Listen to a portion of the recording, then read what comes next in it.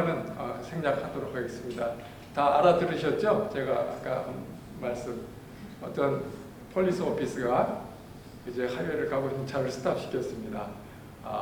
그랬더니 그 사람이 내가 뭐 잘못했습니까? 나는 스피드도 안 내고 그 레드 라이트도 다 지키고 그랬는데 왜 그랬습니까? 그랬더니 이 순경이 오피서가 하는 말이 잘못한 건 없는데 내가 보니까 너가 막 그 사람들이 내 앞으로 가면 막 그냥 쾅쾅 치고 막 얼굴 빨개지고 막 그냥 이렇게 어떤 레이디가 지나가니까 또 막 이렇게 뭐 저 손가락 하나로 이렇게 격려 적으면서 이렇게 했는데 너 차를 보니까 차에 그 스티커가 있는데 지저스 예수님이 당신을 사랑하십니다.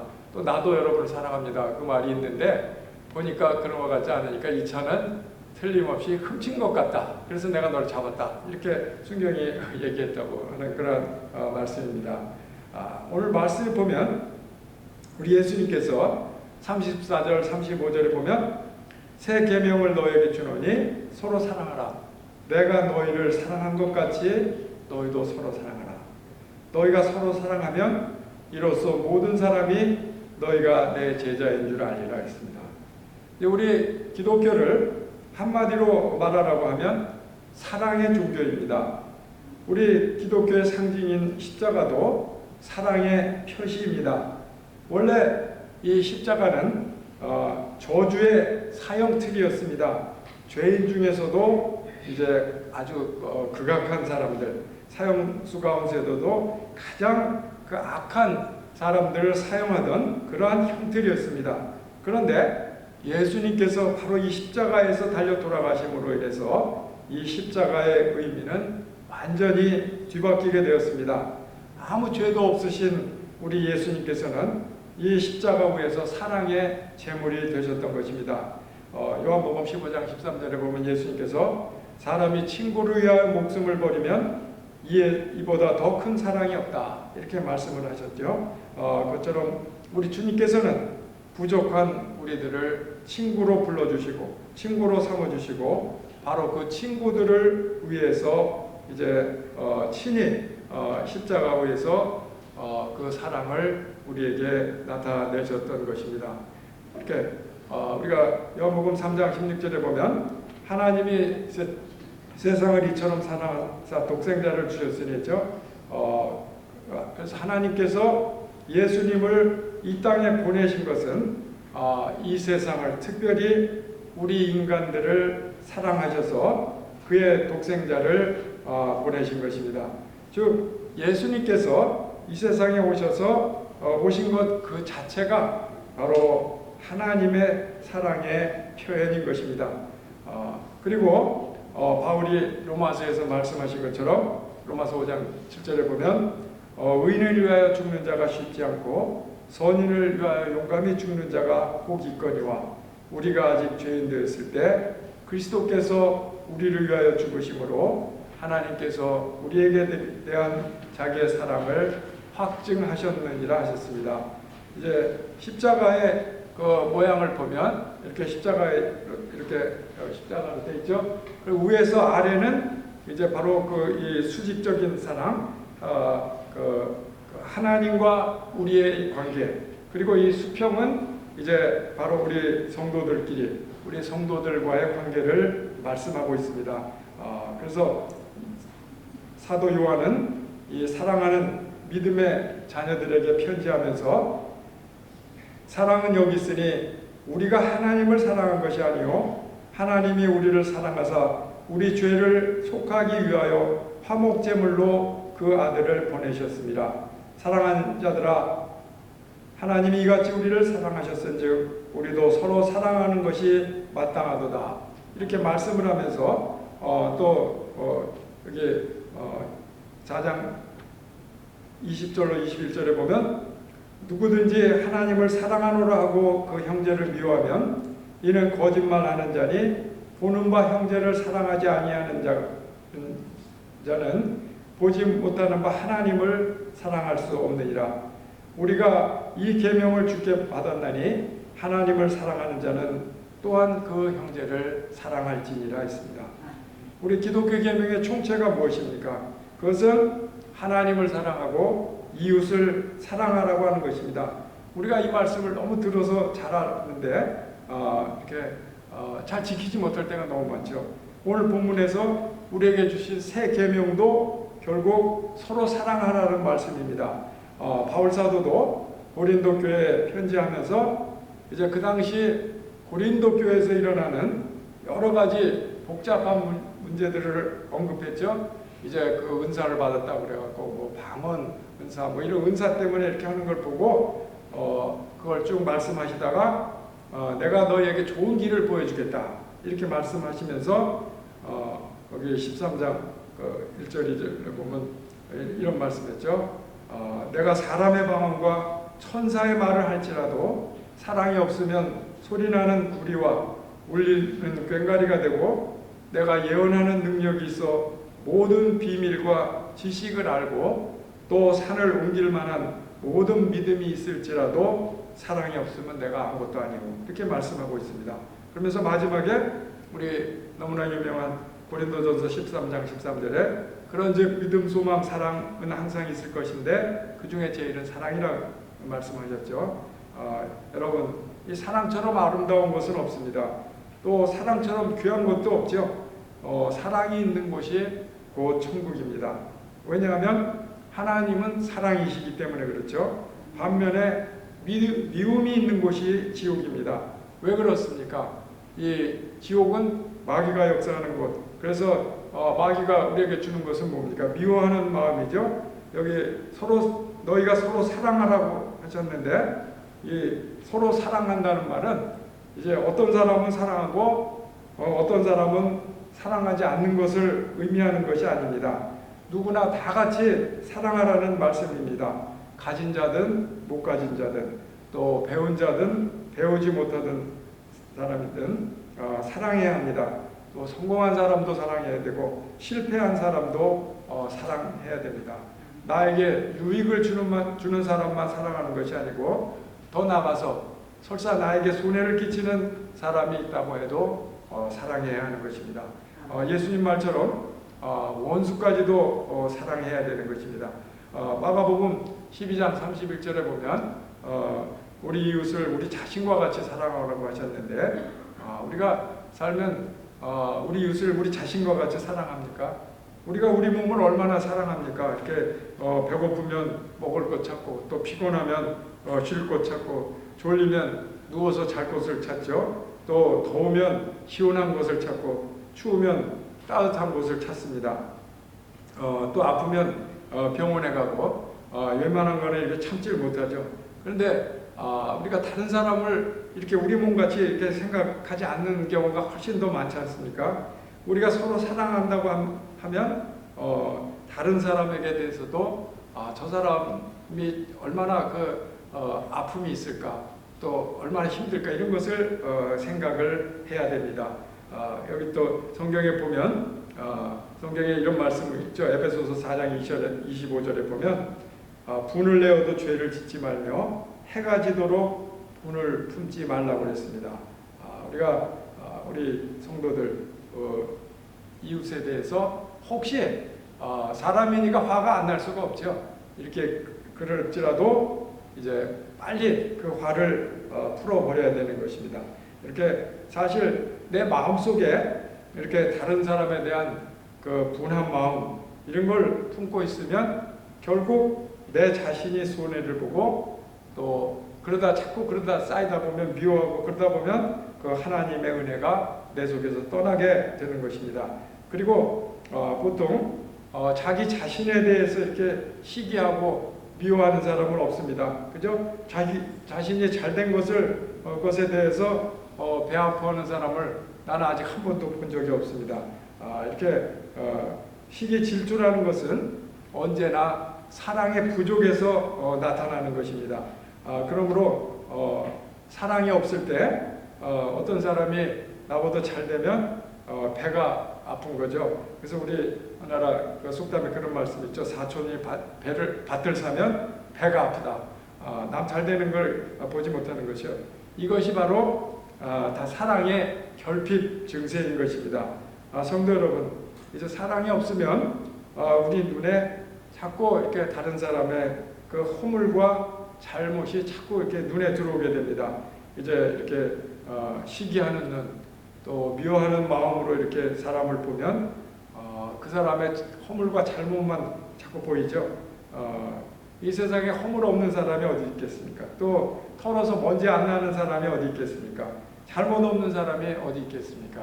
없죠. 아마 만약 그런 사람이 있다고 하면 그것은 사람이 아니고 신일 것입니다. 이렇게 사람에게 허물이 있다는 것은 너무나 당연한 것입니다. 그런데 사랑이 없이 미워하는 눈으로 보면 그 허물이 눈에 더 크게 드러납니다. 그래서 남의 허물이 자꾸 내 눈에 띄인다고 하는 것은 다른 말로 하면 내가 사랑이 좀 부족하다, 그런 증거죠.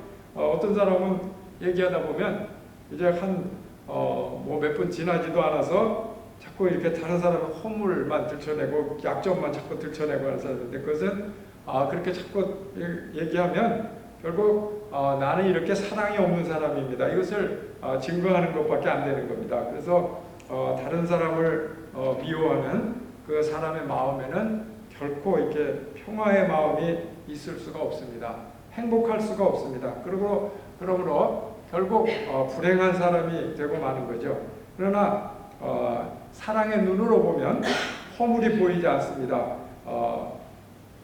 베드로 사도는 그 베드로전서에 보면 만물의 마지막이 가까웠다고 이렇게 경고를 하면서 베드로전서 4장 8절에 보면 무엇보다도 뜨겁게 서로 사랑할지니 사랑은 허다한 죄를 덮느니라 했습니다.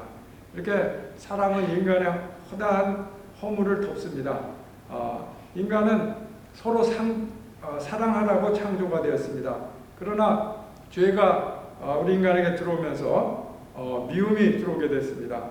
우리 인류조상 아담과 하와가 범죄함으로 해서 인류 사회에 미움이 들어오게 됐고, 또 최초로 가인은 그 동생 아벨을 시기하고 질투하고 미워하다가 결국 동생을 죽이는 그런 비극이 벌어지게 된 것입니다. 사랑하는 성도 여러분, 서로 사랑한다고 하는 것은 먼데 갈 것이 없이 가까운 사람부터 사랑해야 됩니다. 먼저 부부간에 사랑을 해야 됩니다. 그럴 때 가정이 화목하고 또 사회가 평화롭게 되는 것입니다. 그러게 우리 가정의 아이들은 이제 사랑을 먹고 자란다고 하지 않습니까? 그래서 이렇게 그 사랑스러운 가정에서 자란 그 아이들은 이제 자기도 사랑을 이렇게 베풀게 되고 이렇게 합니다. 제가 아틀란타에서 그 원로 목사에 나가는데 거기 보면 막 80대고 그런 목사님들도 이 참지를 못해요. 그래서 남 조금만 뭐 얘기하면 막 욕을 하고 막 그래갖고 싸우는데, 어떤 사모님이 뒤에서 그러더라고. 저 목사님이 저 가정에 평화롭지 못하고 그런 불행한 가정에서 자라서 저렇게 된 걸 것 같으니까 우리 기도해 줍시다. 그래서 이렇게 그럽시다 그러면서도 속으로는 좀 가슴이 아프죠, 그죠? 목사님까지 그런데 세상 사람들이야 말할 거 뭐 있겠나, 그런 생각이 듭니다. 또 우리가 같은 직장에 계신 분들, 또 같은 학교에 다니는 친구들끼리도 서로 사랑해야 됩니다. 또 우리가 교인들끼리 사랑해야 되는 것은 두말할 나이도 없습니다. 그런데 우리가 주의해야 될 게 있죠. 교회 안에서도 이렇게 끼리끼리만 이렇게 사랑하라는 말이 아니죠. 다 함께 사랑해야 됩니다. 초대교회 부흥이 그 비결이 어디에 있었습니까? 초대교회 무슨 권력 있는 사람들이 많았습니까? 아니면 돈 있는 사람이 많았습니까? 아니면 많이 배운 사람들만 모였습니까? 사실 그러한 특별한 사람은 거의 없었습니다. 우리가 성경을 읽어봐도 그렇죠. 그런데 초대교회는 부흥했습니다. 바로 그 부흥의 원동력은 이제 세상에서 찾아볼 수 없는 그 뜨거운 사랑이 저들 사이에 있었다는 것입니다. 예수님의 그 명령을 잘 지키려고 했을 때, 서로 사랑하고 할 때 세상 사람들이 그것을 보고 교회로 몰려들었던 것입니다. 그래서 그 사랑의 굶주린 많은 사람들이 세상 어느 곳에서도 찾아볼 수 없는 그 사랑을 발견하고 구름같이 교회로 이렇게 나오게 된 것입니다. 이제 여러분, 교회에 사랑이 없으면 아무것도 아닙니다. 아무리 훌륭한 예배당을 지었으면 무엇합니까? 또 아무리 뭐 앰프 시설 이런 거 아무리 좋은 시설을 한들 무슨 소용이 있겠습니까? 또 우리가 구역회 조직을 잘 짠다고 한들 무슨 소용이 있겠습니까? 또 아무리 훌륭하고 이렇게 은혜로운 목사님을 모신다고 해도 우리 교인끼리 사랑하지 못하면 무슨 소용이 있겠습니까? 이 교회는 사랑의 공동체입니다. 위로는 하나님을 사랑하고 옆으로는 우리 그리스도 안에서 서로 형제된 형제들을 사랑하는 것입니다. 그래서 요한일서 5장 3절에 보면 하나님을 사랑하는 것은 이것이니 우리가 그의 계명들을 지키는 것이라. 그의 계명들은 무거운 것이 아니로다. 이렇게 말씀을 하고 있죠. 이렇게 사랑하는 사람을 위해서 하는 일에는 어려운 일이 없죠. 무거운 일이 없습니다. 이제 연세 많으신 어른들이 이제 자기 손주가 귀엽다고 이렇게 막 안아주시고 업어주고 이렇게 하는 모습을 보면 하나 뭐 고통이 없죠. 뭐 힘들다거나 이렇게 짜증스러운 표정을 찾아볼 수가 없습니다. 이렇게 보면 저분은 자기 몸도 지탱하기 힘드실 텐데 하면서 이렇게 보면 그 애들이 그렇게 귀여우시더라고요. 그래서 우리가 주님의 교회를 사랑하는 것도 주님을 사랑하면 교회를 하는 것이 힘은 듭니다. 그렇지만은 하나도 짜증나는 게 없죠. 우리 창세기에 보면 야곱이 라헬을 너무나 사랑해갖고 그 모진 일을 하면서도 7년 세월을 수일과 같이 여겼다. 그냥 7년 세월이 며칠 되는 것 같이 여겼다는 말씀이죠. 그래서 우리가 정말 그 사랑을 하면 그럴 수밖에 없는 거죠. 그래서 우리가 이제 우리 얼마 안 있으면 다 하나님 앞에 갈 때 하나님, 나는 주님의 일을 위해서 정말 뭐 7년, 몇십 년을 참 이렇게 며칠 지나는 것 같이 이렇게 즐겁고 행복하게 지냈습니다. 이렇게 고백할 수 있었으면 얼마나 좋겠습니까? 우리가 무슨 일을 맡든지 그저 그 맡은 은혜에 감사해서 하나님 일을 한다는 기쁨으로 감당하면 되는 것입니다. 사랑하면 무거울 것이 없습니다. 또 우리가 서로 사랑하면 바로 우리가 예수님의 제자가 된 것을 증거합니다. 우리가 예수 믿는 사람이라는 것을 증거하는 것은 서로 사랑하는 길밖에 없는 것입니다. 교인의 모습은 사랑하는 데서 나타납니다. 이 교회는 재물을 축적해 두는 것도 아니고 또 무슨 이념을 추구하는 것도 아닙니다. 그저 모여서 사랑하는 공동체인 것입니다. 주님을 사랑하고 서로 사랑하는 공동체인 것입니다. 이렇게 믿지 않는 사람들이 예수 믿는 사람들을 구별할 때 이제 뭐 이렇게 장식으로 달고 있는 그 십자가 목걸이나 그런 것으로 구별합니까? 그것이 아니죠. 얼마나 서로 사랑하느냐, 얼마나 사랑을 베푸느냐 하는 것으로 구별합니다. 이제 아무 말이 없어도 내가 가진 사랑이 바로 그리스도의 제자됨을 증거하는 것입니다. 이제 우리 모두 정말 우리 성도님들 사랑이 넘칠 때, 사랑이 없어서 쓸쓸하기 짝이 없는 이 세상에 나가서 주님의 사랑을 전할 수 있기를 간절히 축원드립니다. 우리가 기도하겠습니다. 이 시간에 기도하실 때 아픈 곳이 있는 분들은 아픈 곳에 손을 대고, 또 기도 제목이 있고 또 문제가 있는 분들은 가슴에 손을 대고 우리 같이 기도하겠습니다. 사랑의 하나님, 은혜를 감사합니다. 우리가 사랑 속에 살면서도 정말 그 주님의 사랑을 전하지 못하고 사랑을 부인하는 어리석은 저희들에게 오늘 다시 은혜의 시간을 허락해 주심을 감사합니다. 사랑해야 되는 줄을 알면서도 사랑하지 못하는 저희들이 아니었습니까? 간구하오니 이 시간에 사랑을 더 깊이 알게 하시고 주님의 그 크신 사랑을, 우리 깊은 뜻을 이제 마음속에 새기면서 그 사랑을 실천하고 그 사랑 속에서 더욱더 깊은 능력을 체험하게 도와주시옵소서. 아버지 하나님, 그래서 우리가 서로 사랑할 때 이제 세상에 안 믿는 사람들이 우리를 보고 주님의 사랑을 깨닫게 하시고 우리가 정말 크리스찬이라고 하는 것을 서둘러 보고 느끼게 하여 주시옵소서. 아버지 하나님, 또 특별히 이 시간에 기도할 때 아버지 하나님, 이제 세상은 날로 험악한 소식만 들리고 이제 여러 가지 질병으로 이제 많은 이들이 또 교회로 돌아오지 못하고 있습니다.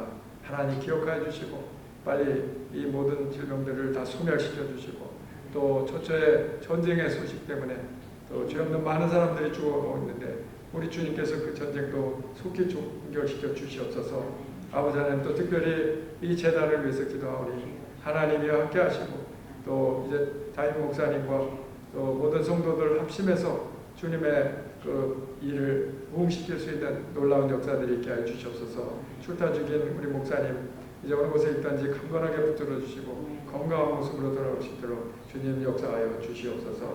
아버지 하나님, 시간에 또 저희들이 연약한 육신을 주님 앞에 다 내놓습니다. 이제 아픈 곳에 손을 얹어 싸우니 하나님께서 그 모든 우리 인간의 연약함을 치유하신다고 했사오니 저희들을 치료하여 주시옵소서. 아버지, 그래서 아픈 통증이 사라지게 하시고 어깨, 허리, 무릎 통증, 모든 통증이 사라지게 하시고 우리가 안고 있는 질병들, 각종 암이나 모든 것 다 사라지게 역사하여 주시옵소서.